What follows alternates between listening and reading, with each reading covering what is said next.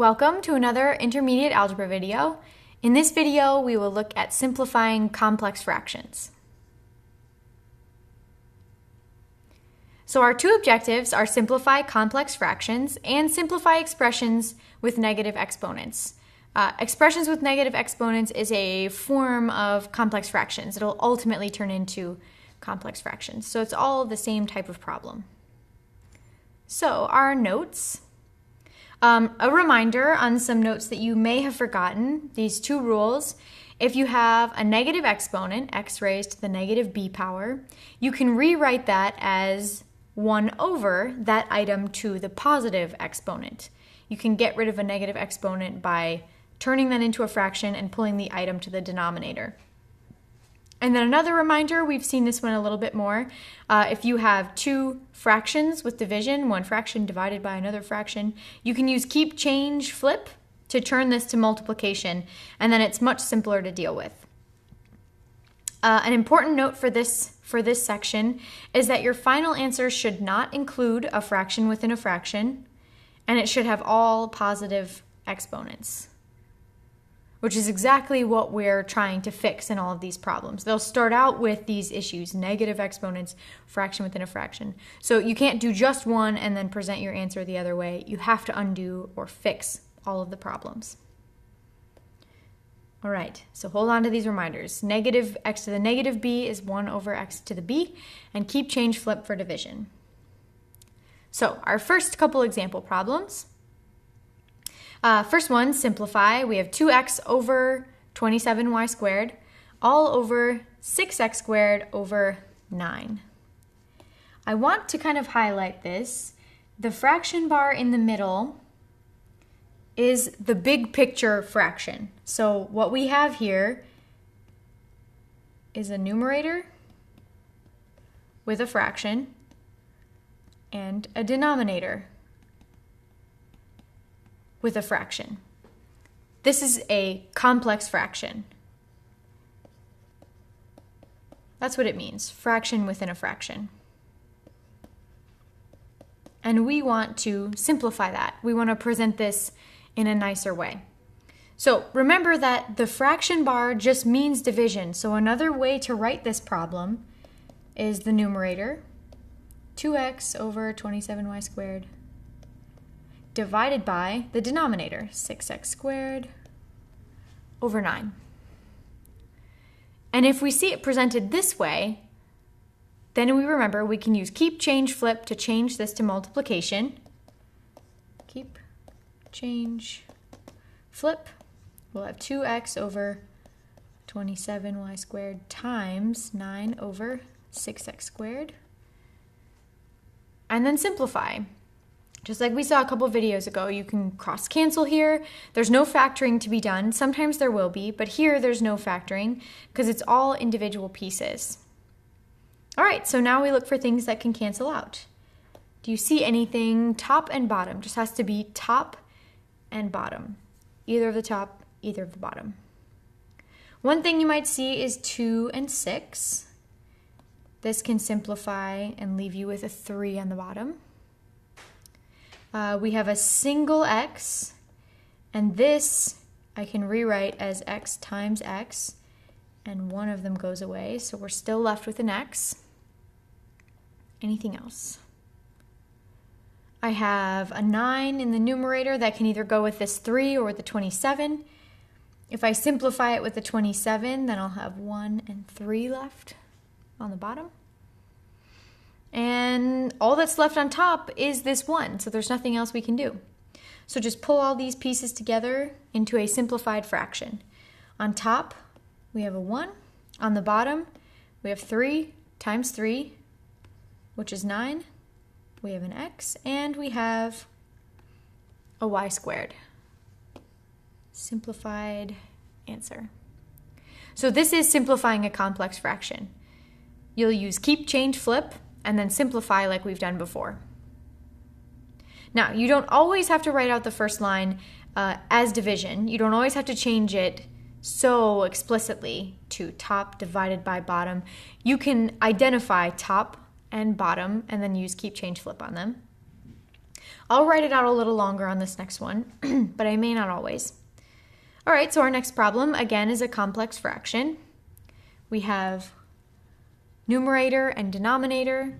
This can be rewritten as 5x over x plus 2 divided by 10 over x minus 2. Then we can use keep, change, flip. So we have 5x over x plus 2 times x minus 2 over 10. And then simplify. There's nothing we can do to factor anything, so right away we can look for items to cancel. X plus 2, x minus 2, different, can't do anything there. The other pieces, 5x and 10. The 5 and 10 can simplify, leaving you with 1 and 2. That's it. Just pull together the pieces that are left. We have an x and an x minus 2. And in the bottom, 2 and x plus 2. A couple things to note. If you wrote in the denominator x plus 2 with the 2 at the end of the parentheses, it's also fine. It's standard to have the individual item go in front of the parentheses, but it doesn't need to go there. And then it's also okay if you wrote this 1. It's not necessary because the coefficient of 1 doesn't need to be there, but if you wrote it, it would also be okay. That's another way to present this. Also okay if you distribute both the x and the 2 into the parentheses, but you don't have to. So there's our second problem. All right, we're working our way up to the harder problems. So we have another problem. Again, the directions are to simplify. That's what they'll be for everything in this in this section. And you can keep that same mentality in mind of keep, change, flip, but what exactly is it that you need in order to use keep, change, flip? Remember the way this is written on the note page. You have, we'll finish it, times d over c. You have a single fraction divided by a single fraction. That's not what we have here. We do have a complex fraction, a whole bunch of fractions within a fraction.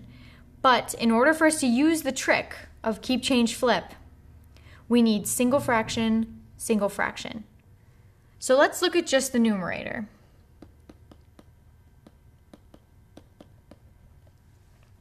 Is there anything we can do with that numerator, x over y squared plus 1 over y, to get it to be one fraction?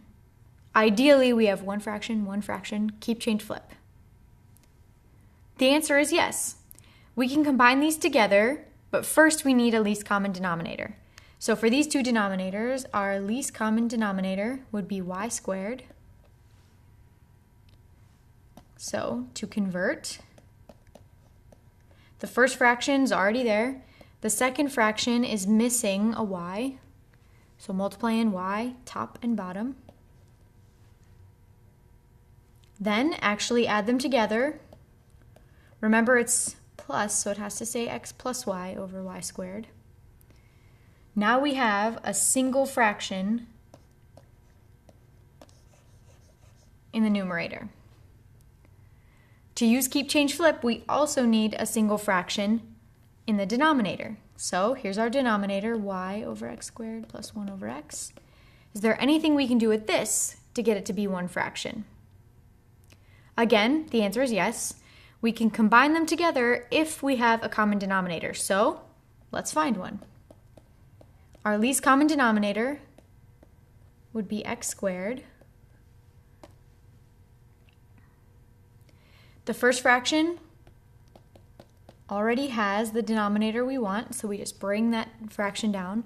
The second fraction is missing an x, so multiply it in, gives us x up top, and these combine to be, whoops, you could write x plus y, it's fine, but the order I see them is y plus x over x squared.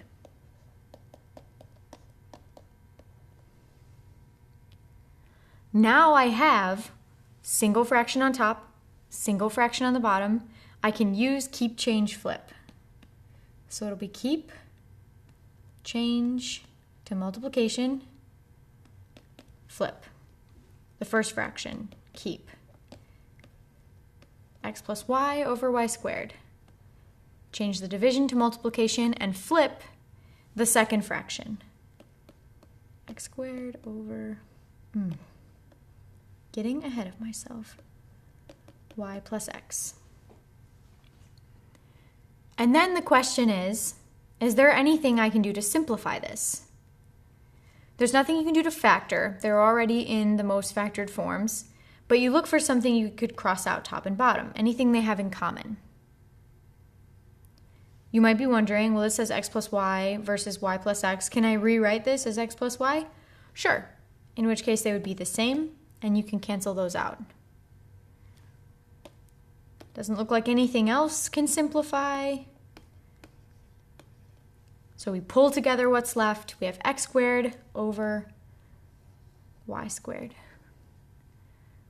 Who'd ever think this crazy set of 5 fractions, 1, 2, 3, 4, and then the big one, could simplify down to x squared over y squared? What it does, if you go through all these processes to get there.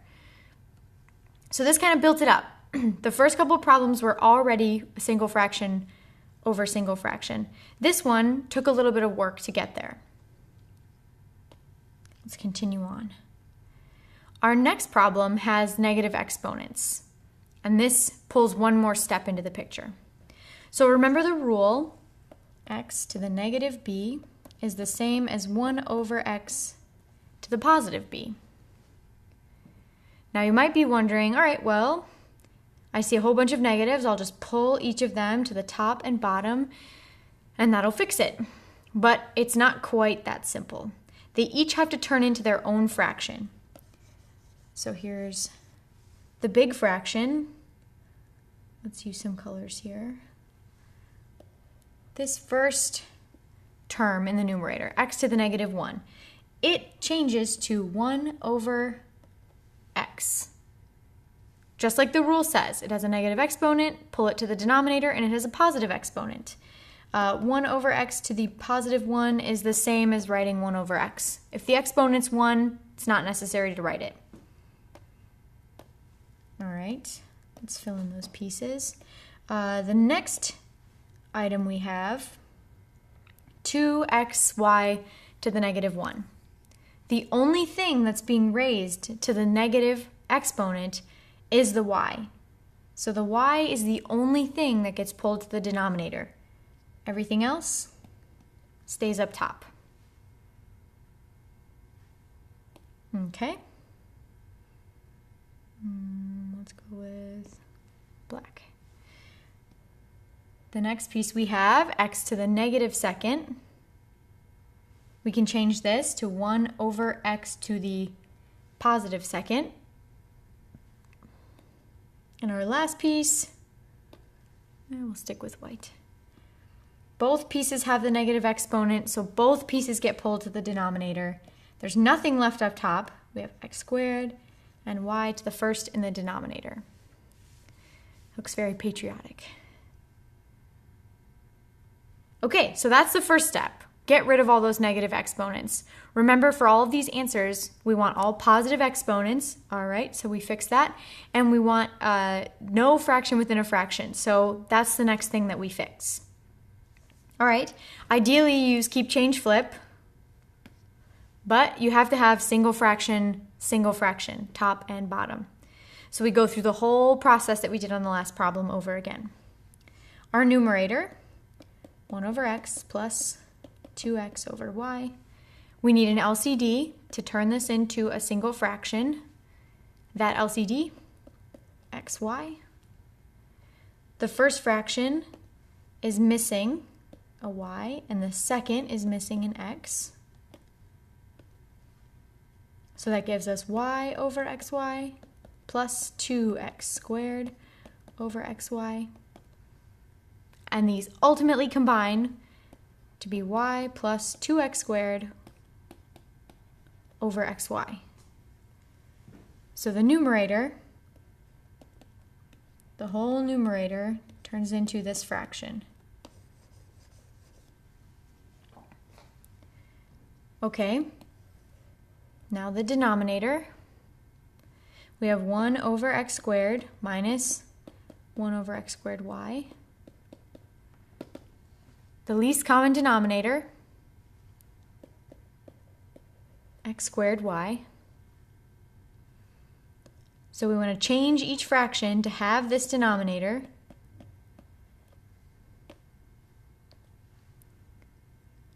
The first fraction is missing a y.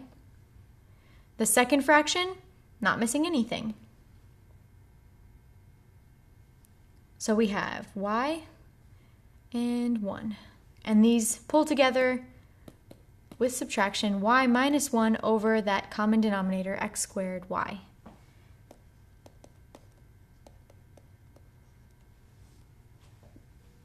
Okay, now we have these separate. We have single fraction on top, single fraction on the bottom. We can use keep, change, flip. So keep y plus 2x squared over xy. Change to multiplication, flip the second fraction. And then see if there's anything you can do to simplify. Can you cross cancel? Can you factor? If you look at each one individually, nothing we can do to factor, but we can do a little canceling. Not with this y and this y. This is package deal, y plus 2x squared, y minus 1, but with these individual pieces. There's a single y and a single y. And then here we have two x's. Oops. This is x times x. One of them can go away, and one of them remains. Nothing else cancels. So pull together everything that's left. We have a single x and the quantity y plus 2x squared. And in the denominator, just y minus 1. If you put parentheses around that denominator, fine. If you distribute the x, fine. If this term said 2x squared plus y instead of y plus 2x squared, also fine. Lots of different ways you can present this answer, but all the pieces need to be there. Okay. So again, this is kind of a culmination problem. This embodies every piece of this section, undoing the negative exponent and simplifying the complex fraction. I believe our last one. Good. So your practice problem, there's only one, because if you can do this problem, you can do everything we did in the video. Everything led up to being able to do this problem. So go ahead, pause the video, take a few minutes. We'll go through it together when you're ready.